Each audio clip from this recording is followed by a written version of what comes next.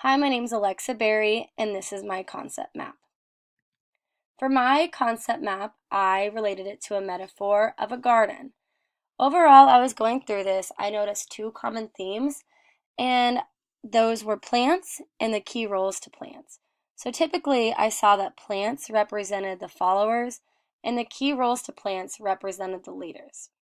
So we'll go into more detail on which one is which. For starters, we look at plants. And I broke those down into different components and related them to the LMX theory and gender and leadership. So for starters, we have the LMX theory. This theory is summarized by focusing on all followers while different groups are given more or less attention based on the quality of their exchange. So we look at two different plants, the tomato plant and the rhubarb plant. The tomato plant represents the in-group. They're closer to this water source here in the garden bed and require more attention than other plants. They probably have a better relationship with the gardener, water, tools, and so forth. Next, we look at the rhubarb plant, and this plant is a part of the outgroup. They're farther away and blocked from the water source. They require minimal effort to take care of, and they come back every year, day in and day out, just to get their job done and grow. Next, we look at gender and leadership. This is differences in human capital based on gender differences and prejudice based on gender. So we have two plants again, and that is carrots and pumpkins. So the carrots represent what women encounter in leadership. We learned about this glass ceiling. So they grow and grow, but still face a ceiling they cannot break through. And in this case, that is the soil. Pumpkins represent men in leadership roles. Again, the metaphor glass escalator that we learned about, they have an easier ride up, and in this case, they start on top and they grow and flourish there.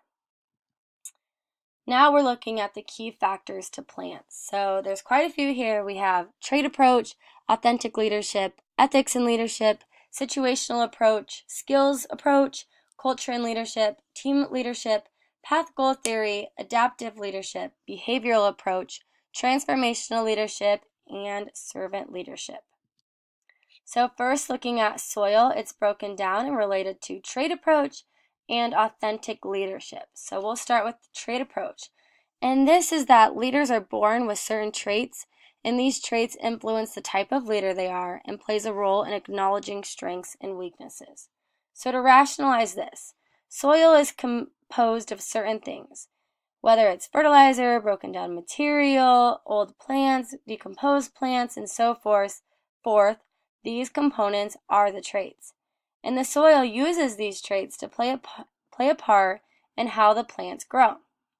Next, looking at authentic leadership, this is how focuses on the authenticity of interactions and the leader and whether they're genuine or not. So to rationalize this, based on how the plants grow and prosper, it will be easy to determine whether the soil was genuine and authentic or not. Now we're looking at the tools. There's three different theories that we looked at here, and that is ethics and leadership, situational approach, and skills approach. So to start with ethics and leadership, we summarize this as guides leaders and followers based on ethical decision making. Now when we look at the tools here, we see that these tools, if used properly and with ethics, can play a huge role in how the leader performs and how the plants are affected. Actions truly define who they are. Now looking at the situational approach, we summarize this as directing or supporting skills can be used differently in appropriate situations, determined by the follower's commitment and competence. So, different tools have to be used in different situations. These tools have to know how to react and perform in different situations and with different plants. So as you see here, there's quite a few different ones, and they're all used for different things based on the situation. And next is skills approach. This looks at the skills a leader possesses and can develop over time and in different situations. So these tools have different skills and qualities that make them the tool they are. These tools use the skills effectively to help the plants prosper. Next, we look at the overall garden bed.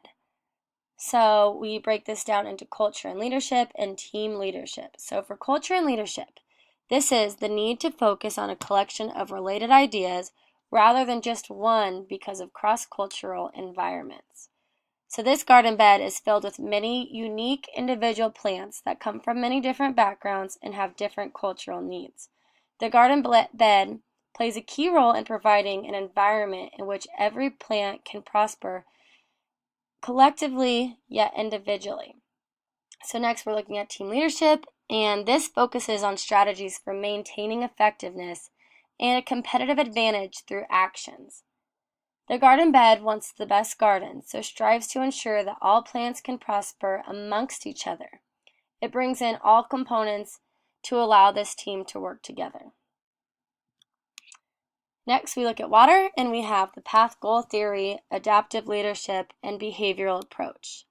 The path goal theory is that a leader is aimed to enhance follower performance and the nature of the work tasks.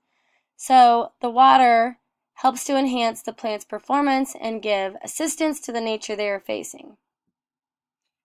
Adaptive leadership encourages followers to adapt with change with leaders' assistance. So depending on the plant, there would have to be more or less water. The water focuses on adapting to the needs of the plants, whether we're looking at how much it's rained and the sprinkler needs to provide more or less, or depending on the plant itself, some require more than others. Now, behavioral approach. This looks at the concern for production and concern for people. Together, followers and leaders mix tasks and relationships. So the water is here to help the plants grow and help them meet peak production. It looks at the different behaviors that the plants are showing, and it has different behaviors, which again is how much water is coming to allow that relationship and that concern for people and production.